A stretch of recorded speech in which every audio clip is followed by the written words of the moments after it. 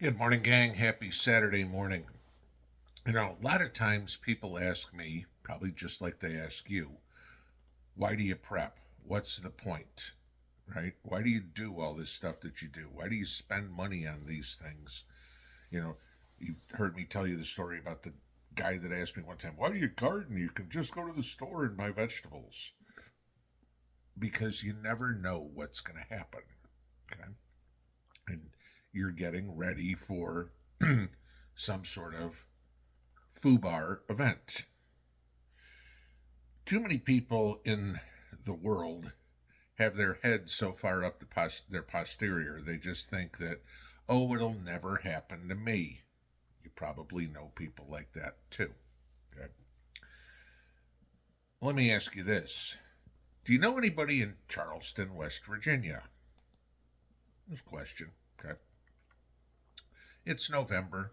Charleston's relatively north. I mean, temperatures this week are supposed to be in the 50s highs, the lows in the 30s and 40s. It's a little chilly. It's November weather. Okay. Yeah. Are you prepped? Because there's a little problem that you have in Charleston. The west side of the city, the capital city, has a natural gas outage. Oops. That means no heat, no gas for cooking, no nothing. Okay. The governor, Jim Justice, has declared a state of emergency. As he put it, this is not going to be a quick or an easy fix. They don't know how long it's going to take to turn the gas back on. So going into Thanksgiving, going into December, the people on the west side of Charleston don't know how they're going to stay warm. Unless, of course, they're preppers. Okay? Because if they're preppers, they've already made those contingency plans of if something happens, they have a way to take care of it. Now, if we're talking about a city, and I've never been to Charleston, if we're talking about a city, I'm assuming it's a lot of apartments. Okay? Chances are, because this is the poorer side of town, there are not a whole lot of fireplaces in those apartments. So much for that idea. So, have these people done anything to keep themselves warm or to figure out a way to cook? Now, maybe some of them have electric stoves or they have a microwave or something that is electric that they can cook on. But even then, we're talking about going into Thanksgiving with no way to stay warm and no way to cook for something that is totally out of your control, and they have no idea how long it's going to take to fix.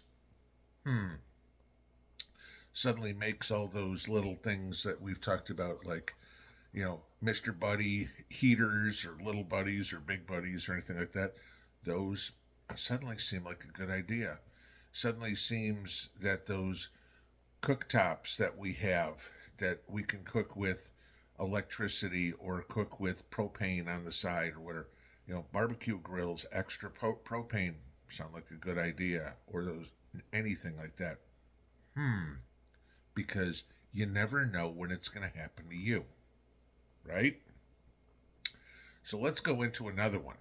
And I want to just read you this story. This was sent to me by one of you yesterday. And I'm not going to give the person's name just for his safety, obviously. But I want to read you this story. Okay. I'm at work. I work in West Chicago. And I knew this place was a dump, but today proved it. I've been to West Chicago. I lived in the area. Yeah, West Chicago can be iffy, right? It's not a terrible area, mind you, or at least wasn't when I was there.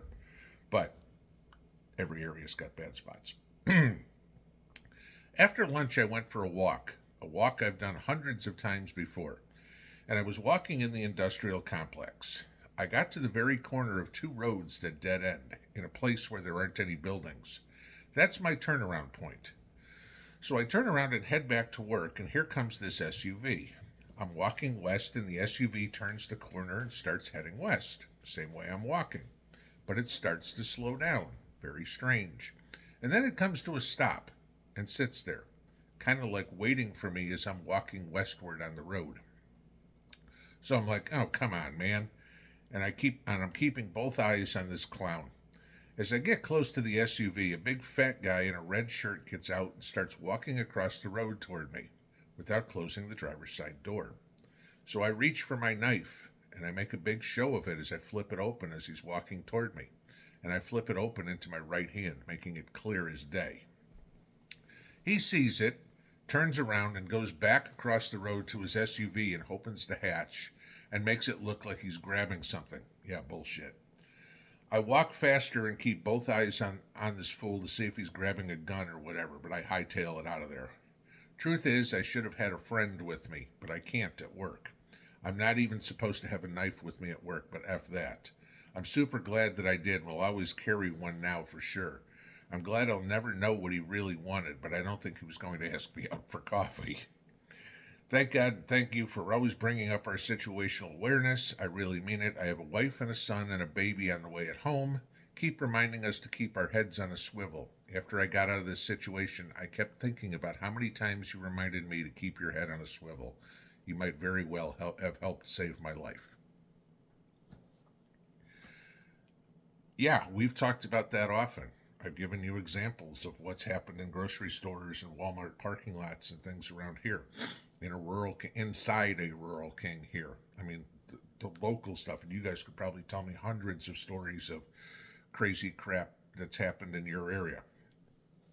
But here's one that happened directly to one of us.